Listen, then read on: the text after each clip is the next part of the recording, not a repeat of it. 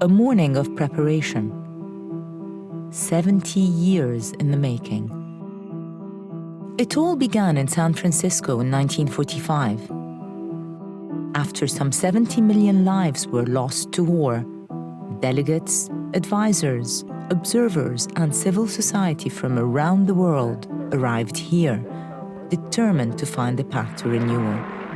A pledge which on June 26th was signed as the Charter of the United Nations. There were many who doubted that agreement could ever be reached by these 50 countries, differing so much in race and religion, in language and culture.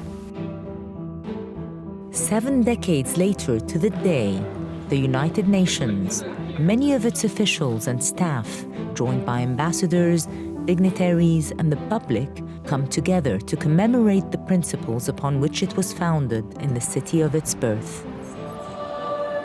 UN Secretary General Ban Ki-moon. They dare to believe in something bigger than person or country. For 2 months, they turned San Francisco's war memorial into a peace palace. More than 3,000 women and men took part.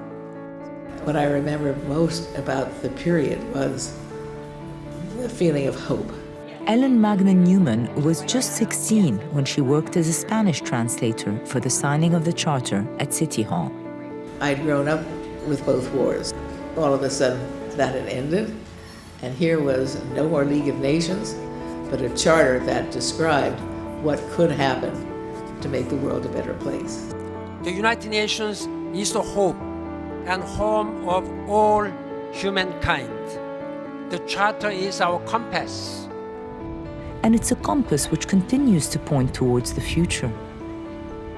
In many of the same meeting rooms in which the groundwork of the Charter was laid, today some of the world's top leaders in technology met to discuss just how technology can work with the UN to help solve modern-day problems. And change was on everyone's mind when on the same day, marriage equality was granted as a human right to all in the United States. Stuart Milk, nephew of the renowned late LGBT activist Harvey Milk, presented Secretary General Ban Ki-moon with the Harvey Milk Medal for the UN's LGBT rights free and equal campaign. It's really a recognition of the leadership that Ban Ki-moon has given to this global movement. Charles Radcliffe is Senior UN Human Rights Advisor on Sexual Orientation and Gender Identity. Many people are surprised to learn this softly spoken Korean gentleman who has emerged as a great advocate for equality for LGBT people around the world. And as walls to equality were broken down across the country on this day, other walls became a canvas. I think what I'd love to continue doing with the UN is serve as a visual translator for issues which are hard to talk about. Celebrated street artist Zio Ziegler created a 13-story high mural, a vivid medium of expression inspired by the United Nations global goals. My father just turned 70, and I think that this event is like, it's a beautiful parallel, right, with both birthdays happening at the same time, because I think if the UN could play a personal role in all of our lives, it's a humanizing aspect to it, an organization which is larger than life. And I think if I can deliver a similar feeling through my mural or design, maybe there's that point of accessibility for the random kid off the street.